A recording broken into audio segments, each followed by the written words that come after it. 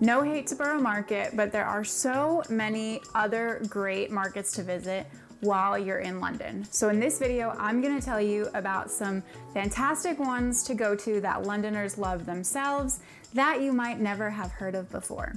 This video is brought to you by Bimble, a place where you can save your favorite little places and also the places that you definitely wanna visit on your future travels. Okay, let's start with Brixton Village and Market Row. Brixton is really easy to get to. It's just right at the end of the Victoria line, but a lot of tourists don't end up going there, even though Londoners absolutely love the area. Brixton Village and its nearby Market Row are arguably the highlights of this area. They're a mix of both indoor and outdoor market space with pop-up stalls and also brick and mortar shops. Brixton has historically had a large Afro-Caribbean population, but of course this is changing with gentrification. So you can really see the push and pull of that dynamic in the vendors and the shops that are in the market.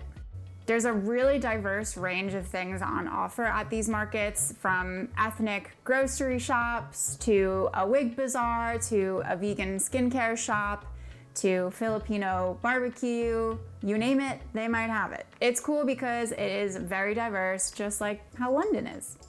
Because of the diversity, it's definitely worth just literally having a good couple of hours to walk around the market areas and observe everything that you see and see if there's anything you might want to pick up for yourself. So all of the markets mentioned in this video will be on my London local markets Bimble list. Bimble is a new app that lets you save places that you want to go on your travels or that you have been to, maybe you stumbled across it and you want to remember it for the next time that you go, or you want to share it with friends.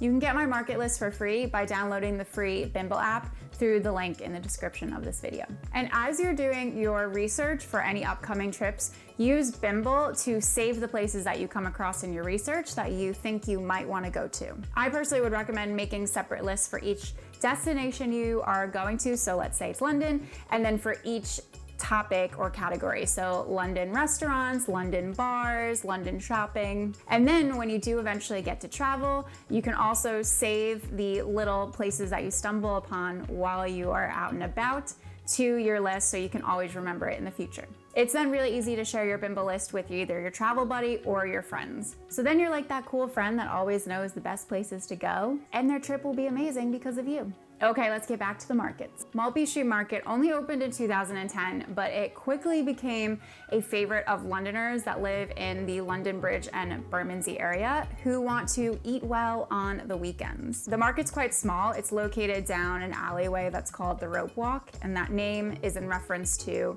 a local London eccentric, Robert Rich, who had a rope walk that was nearby. By the way, a rope walk was a long street or an alleyway where they would lay down the makings of really long ropes back in the day. No, I knew that. I didn't have to Google it. Why do you ask? Then in 1836, a train line was built from London into Greenwich, and that's where the archways that line the market came in. So the market has pop-up stalls that line the alleyway, but also under the train archways, there are a bunch of little restaurants and distilleries that you can go to as well. There's a really varied mix of food vendors here. They work to make sure that no one is like competing, so it makes for a lot of different types of food. So you will have a very nice lunch or an early dinner or dessert if you want to just go for that. Also in the immediate area is the Bermondsey Beer Mile, which is essentially a bunch of distilleries and breweries that are located under the railway arches, all very independent, and you can, on a weekend, hop around to the different distilleries and breweries and do tastings, try different gins and beers. The best day to do that is on a Saturday. And just a tip, because the space for the market is so small, it does get very crowded. So I would recommend going as early as you can to opening time to try to like avoid crowds a little bit. Okay, I've got one for you if you like flea markets. This one is called Flea. It's located in Vinegar Yard by London Bridge Station. And they have a bunch of vendors that are selling vintage, handmade, and upcycled items. Like there's a woman there that she makes handmade jackets using vintage fabrics and old jackets that were gonna just go to landfill. There are a couple of independent jewelry designers who make actually quite affordably priced jewelry. And there's a few people who are selling antique home goods. Like last time that we went to film there, my videographer Marco actually picked up this really beautiful mirror. It's open fully on the weekends, but they also have a reduced offering open during the weekdays, but it's definitely best to go on a weekend. Also, Vinegar Yard itself is definitely worth the visit. It's essentially an area where there's a bunch of picnic tables and they have food vendors selling lunch and dinner, and also a couple of bars where you can get drinks. And this area becomes so buzzy on nice days after work and on the weekends because Londoners that work in the area all want to go and sit outside and have drinks and have dinner because it's one of the only places in the area where you can like have a group of people and be able to soak up the sunshine and sit in the nice warm air. When you go and visit, make sure you go in where the bathrooms are, and just to the right, you'll see that Joe Rush, he's an artist that is from Utoid Waste. He actually has his workshop in there, and you can see some of his crazy creations being made through the windows. Leather Lane Market. I used to do some work around this area for a couple of years. It's called Chancery Lane, so I have gone to this market so many times. It is so great for lunch, and it's only open lunch times during the week. That's all they really need though, because Londoners that work in the area love going here to get lunch, and it gives them a chance to get out of the office and also support small business and eat well. Some vendors I personally love are Bimble, they do Vietnamese food. Ticarito, they do Indian wraps. Their paneer is very good. But my favorite is Big Bao because they do vegan mushroom bao and they're like huge. They're so delicious. There's also some flower vendors here, and I picked up some lovely flowers as gifts for people. Okay, here's a tip that you wouldn't really know unless you are a Londoner that works in this area.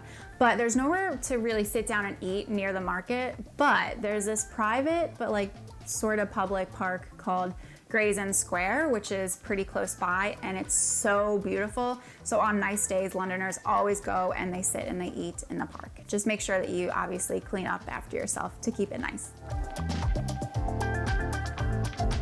Do you remember my video about Victoria Park, which has been voted the best park in London by Londoners for a few years now? Every Sunday, they put on a market that is called Victoria Park Market, and the locals in the area love this market. It's primarily a food market, so you can get vegetables and other groceries, olives, cheeses, but there are also stalls that cook up proper meals to have for lunch. Like Kotu Lanka serves really yummy Sri Lankan food, Melt Smith's does grilled cheese sandwiches, and the Patate does French burgers.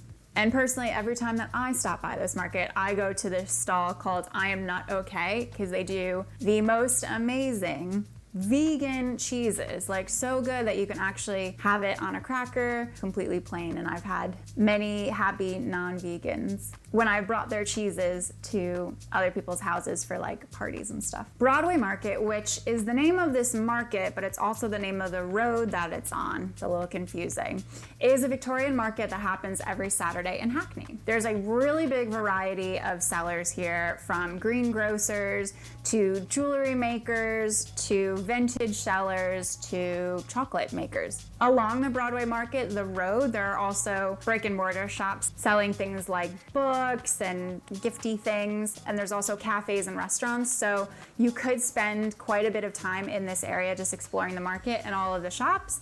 And then once you're done, you can go for a walk along Regent's Canal. Even if you can't get to the market on a Saturday, the road itself has 70 shops and cafes and restaurants and stuff, so there's plenty to see during the week too. Exmouth Market, located in Clerkenwell, is another special market for me because it's not too far from Leather Lane Market, so I used to actually stop over here for lunches sometimes as well back in the day. This is another one where this pedestrianized road is also the name of the market, but also the road. And the name Exmouth Market comes from the name of the pub that has been there for a very long time called the Exmouth Arms Pub, and you can still go to that pub, and I have had many a pint in that pub. This area has been a market area since the 1890s, and therefore a lot of the shops are in buildings that are from like the 19th century and are very old and beautiful. So the market stalls pop up at lunchtime during the week, but along the road, as I said, there are shops and cafes and restaurants that you can visit at any time during the week or in the evening. A few favorites of mine are the Italian restaurant Paisan, Brill does really nice coffee, and there's a French restaurant called La Ferme. La Ferme? La Ferme? I don't know. You tell me. Remember that you can get my Bimble list of all of these markets for free by clicking the Bimble link in the description box of this video. And I have another Bimble list of my favorite London gems for you on my profile as well. Honestly, Bimble is a really good tool to be using while we're all doing like advanced travel planning, because it's just gonna make everything that you find in your research so much easier to save and reference later. I have a whole video series about cool places that you should visit in London that you've never heard of before, and you can watch that by clicking the box that's popping up right below me.